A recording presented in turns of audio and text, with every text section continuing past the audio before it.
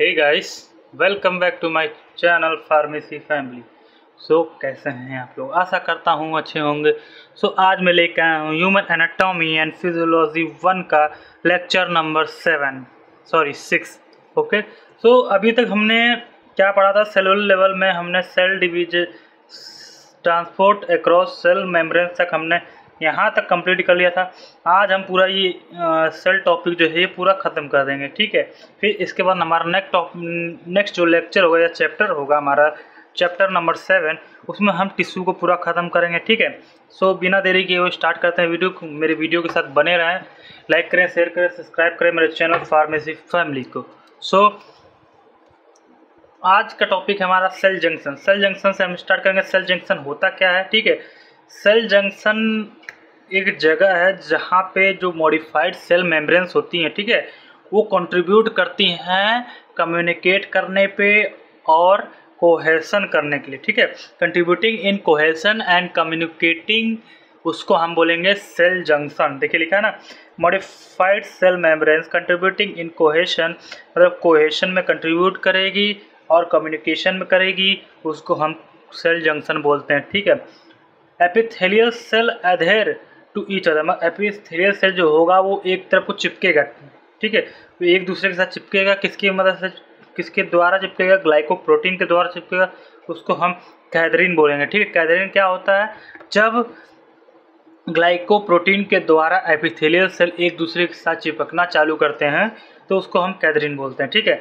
फिर हमारा कितने प्रकार के सेल जंक्शन होते हैं, ठीक है। देयर आर द 3 टाइप, 3 प्रकार के होंगे। एक पहला होगा आपका टाइट जंक्शन, दूसरा होगा एडहेरिंग जंक्शन, तीसरा होता है कम्युनिकेटिंग जंक्शन, ठीक है। तो अब एक एक करके हम पढ़ते हैं।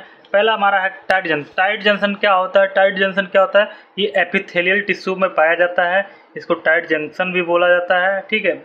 फिर do not allow to passes a small molecules from impermeable membrane, मतलब ये अलाउ नहीं करता है कि स्मॉल मॉलिक्यूल्स भी पास हो जाए इम्परमिएबल मेम्ब्रेन से, ठीक है। ये क्या काम करता है? क्या करता है? किसी भी स्मॉल मॉलिक्यूल्स को पास होने के लिए अलाउ नहीं करेगा, उसको पास नहीं होने देगा इम्परमिएबल मेम्ब्रेन्स के द्वारा, ठीक है। फिर आता है हमारा सेकंड, आता है एडहेरिंग जंक्शन। एडहेरिंग जंक्शन क्या होता है? इसको हम एंकरिंग जंक्शन भी बोला जाता है, ठीक है। प्रोवाइड सेल टू सेल और cell to basal lamina adherence, ठीक है। ये क्या प्रोवाइड करता है? सेल टू सेल और cell to basal lamina adherence provide करता है, ठीक है। इसके टाइप्स क्या होता है? Zonula adhering, fascia adhering, macula adherens और हेमिडेस्मोसोम्स, ठीक है। हेमिडेस्मोसोम्स, अच्छा हेमिडेस्मोसोम्स आपके लिए नया होगा तो उसको पढ़ लेते हैं क्या होता है, ठीक है। Macula adherens are the commonly known as desmosomes, desmosomes भी इसको बोलते हैं, ठीक है। फिर spot weld like junction. Spot weld like junction होता है, ये हमारे कार्डियक मसल सेल में पाया जाता है, ठीक है। इतना ही जानिए, इसमें ज़्यादा वो नहीं, ठीक है। कम्युनिकेटिंग जंक्शन क्या होता है? ये करेक्टराइज होता है, किसके प्रेजेंस में होता है? मिनट ट्यूबुलर पासवे, ठीक है। Characterize by presence of minute tubular passageway पे करेक्टराइज किया जाता है, ठीक है। फिर provide direct cell to cell communication, मतलब ये क्या करता है? डायरेक्ट सेल, एक सेल से दूसरी सेल से को कम्युनिकेशन प्रोवाइड करता है, ठीक है। Tubular passes allow to movement of ions, मतलब जो ट्यूबुलर पासेस होता है वो अलाउ करता है आयन के मूवमेंट को और अदर स्मॉल मॉलिक्यूल्स को, ठीक है। कहाँ पे? बिटवीन एडजेसेंट सेल, मतलब जो एडजेसेंट सेल है उसके बीच में मूवमेंट को, आयन के मूवमेंट को और स्मॉल मॉलिक्यूल्स और आयंस के मूवमेंट के पासेस को अलाउ करेगा, ठीक है। फिर हमारा आता है गैप जंक्शन। अच्छा, गैप जंक्शन क्या होता है? Gap junction also known as या ऑल्सो कॉल्ड एज नेक्सस, इसको नेक्सस भी बोलते हैं। विच आर कम्युनिकेशन जंक्शन, ठीक है। विच आर कम्युनिकेशन, ये एक कम्युनिकेशन जंक्शन है, ठीक है। Occur frequently between the epithelial cell, ठीक है। एपिथेलियल सेल के बीच में ये एक कम्युनिकेशन जंक्शन है, ठीक है। गैप जंक्शन को हम नेक्सस भी बोलते हैं और ये कम्युनिकेशन जंक्शन है जो कि हमारा एपिथेलियल सेल्स के बिटवीन में होता है, बीच में होता है, ठीक है। Also found in cardiac muscle cell में इसको पाया जाता है, स्मूथ मसल्स में, न्यूरॉन्स में, एस्ट्रोसाइट्स में और ऑस्टियोसाइट्स में, ठीक है। ये न्यूरॉन्स में पाया जाता है, मसल्स में पाया जाता है, स्मूथ मसल हो गया, कार्डियक मसल सेल हो गया, या ऑस्टियोसाइट्स में पाया जाता है, ठीक है। Plasma membrane of adjoining cells are closely apposed with a gap of only 2 nm, मतलब 2 नैनोमीटर। मतलब क्या होगा, प्लाज्मा मेम्ब्रेन जो होता है सेल के साथ ऑफ एडजॉइंट सेल्स, जो प्लाज्मा मेम्ब्रेन की सेल होती है वो क्लोजली होती है, ठीक है, और अपोज करेगी, अपोज करती, ठीक है, कितने गैप के बीच में, 2 nm, ठीक है, 2 नैनोमीटर, ठीक है। The gap junction contain closely packed numerous, ठीक है, जो गैप जंक्शन होता है ये क्या इसके अंदर होता है, पैक्ड न्यूमरस होता है, ठीक है, पैक्ड न्यूमरस ट्यूबुलर होता है, जो कि इंटरकनेक्टिंग, ठीक है, इंटर कम्युनिकेटिंग चैनल्स होते हैं इसमें, ठीक है। ट्यूबुलर क्या होता है, क्लोज किससे होता है, packed numerous tubular inter communicating channels है, ठीक है। फिर हमारा आता है, फिर गैप जंक्शन को थोड़ा सा और पढ़ लेते हैं। The lumens of the channel of gap junction have an average diameter of 1.5 nm, ठीक है। द ल्यूमिनस जो होता है, चैनल होता है, उसके बीच में जो गैप जंक्शन होता है वो उसका जो डायमीटर होता है, उसका डायमीटर होता है, ठीक है, 1.5 नैनोमीटर, ठीक। फिर this channel permit free passes of ion, sugar and amino acid, मतलब ये जो चैनल होता है ये आयन को, शुगर को और अमीनो एसिड को फ्री पास करने का परमिट दे देता है, फ्री में, ठीक है, किसी चीज़ के बिना, ठीक है। In cardiac and smooth muscles, मतलब कार्डियक और स्मूथ मसल्स में the gap junction provide electrical coupling of adjacent cell, मतलब क्या होता है, गैप जंक्शन क्या करता है, इस कार्डियक मसल और स्मूथ मसल में गैप जंक्शन क्या करेगा, इलेक्ट्रिकल कपलिंग प्रोवाइड करेगा, ठीक है। फिर gap junction are frequently found in embryonic cells में पाया जाता है ये, ठीक है। अब हमारा नेक्स्ट टॉपिक है सेल डिवीजन। हमारा सेल जंक्शन खत्म हो गया था, अब सेल डिवीजन पढ़ेंगे। सेल डिवीजन में हमारा पहला टॉपिक है मिटोसिस। मिटोसिस क्या होता है, it is a part of cycle in which replicate chromosomes are separated into new nuclei, मतलब क्या है, जो ये एक पार्ट है, एक पार्ट साइकिल का पार्ट है, ये एक साइकिल है जो कि क्या करता है, क्रोमोसोम्स को रिप्लिकेट करता है और सेपरेट करता है, मतलब एक नई न्यूक्लियस में, ठीक है, मतलब क्रोमोसोम्स को सेपरेट करेगा, ठीक है, रिप्लिकेट करके सेपरेट कर देगा न्यू न्यूक्लियस में, ठीक है। फिर also known as equational division, इसको इक्वेशनल डिवीजन भी बोला जाता है, ठीक है। It is proceeded by S phase of interphase. Interphase में कई सारे फेज, उसमें जो एस फेज होता है, एस फेज जो होता है इंटरफेस में, उसके द्वारा प्रोसीड किया जाता है, ठीक है। फिर इसमें मिटोसिस कैन बी कितने स्टेज में होता है, कि इंटरफेस होता है, इंटरफेस होता है, प्रोफेस होता है, मेटाफेस होता है, एनाफेस होता है, टेलोफेस होता है, ठीक है, ठीक है। 5 फेस होते हैं, आपको पाँचों पढ़ने हैं, एक एक करके हम सबको समझते हैं। अच्छा, इंटरफेस क्या होता है, the cell prepare for division, जो सेल है, देखिए एक इफ स्टेज है, लेकिन एक तरह से आप इसको स्टेप प्रोसेस भी समझ सकते हैं कि सेल कैसे बनता है, ठीक है। सेल कैसे पहले क्या होगा, इंटरफेस में सेल जो होगा प्रिपेयर होगा डिवीजन के लिए, ठीक है। इसमें डीएनए रिप्लिकेट होगा, ऑर्गेनेल्स होगा, ऑर्गेनेल्स रिप्लिकेट होगा, सेल इंक्रीज हो जाएगी साइज में, ठीक है। फिर हमारा जो होता है प्रोफेस, इसमें जो होता है द सेल प्रिपेयर, जो सेल होगी वो न्यूक्लियर डिवीजन के लिए प्रिपेयर हो जाएगी, ठीक है। न्यूक्लियर डिवीजन के लिए सेल जो होती है प्रिपेयर हो जाती है, ठीक है।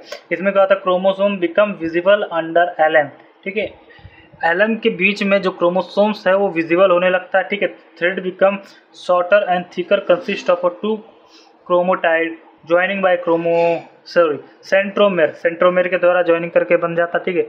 न्यूक्लियोली जो न्यूक्लियस होता है वो डिसअपेयर होने लगेगा, ठीक है।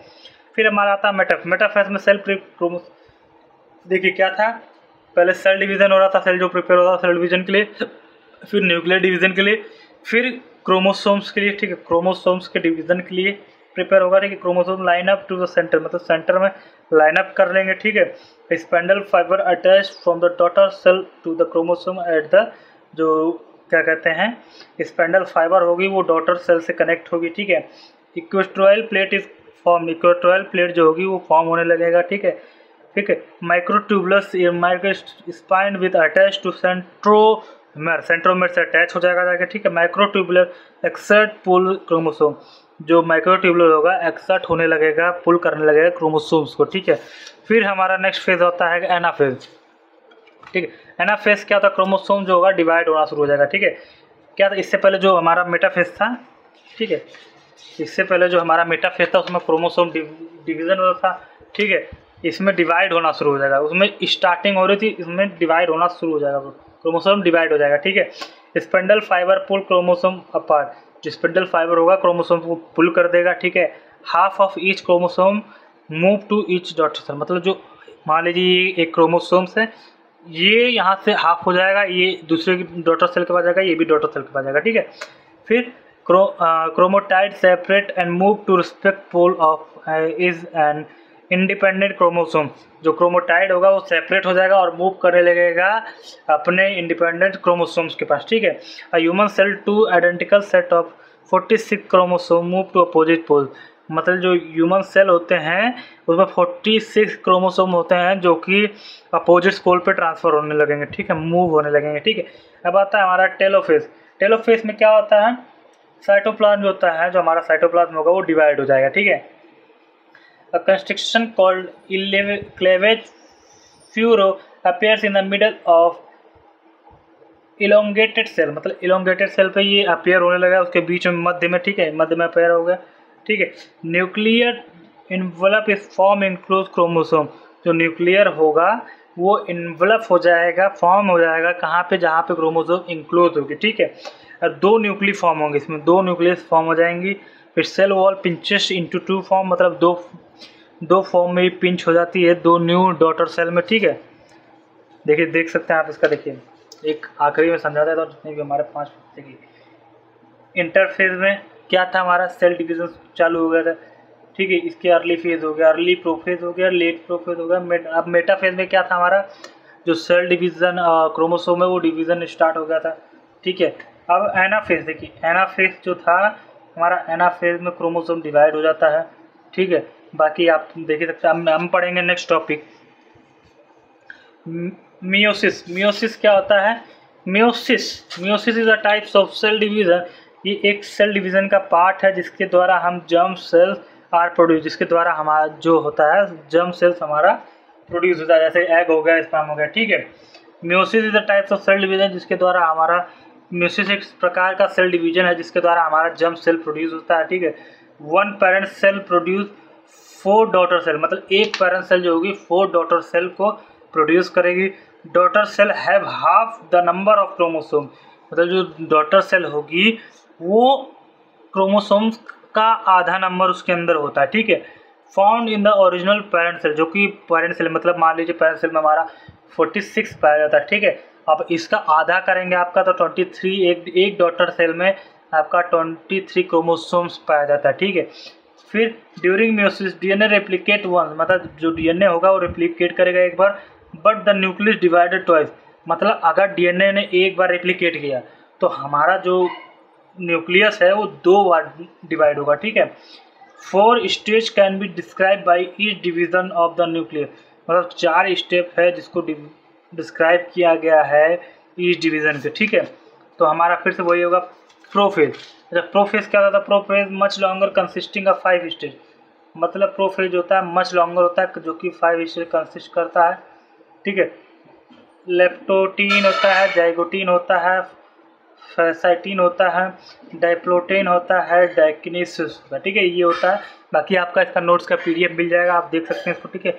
मियोसिस 2 क्या होता है, देखिए इंटरफेज होता है, मियोसिस होता है, मिटोसिस होता है, मिलोसिस 2 होता है, ये डॉटर न्यूक्लियस होती है।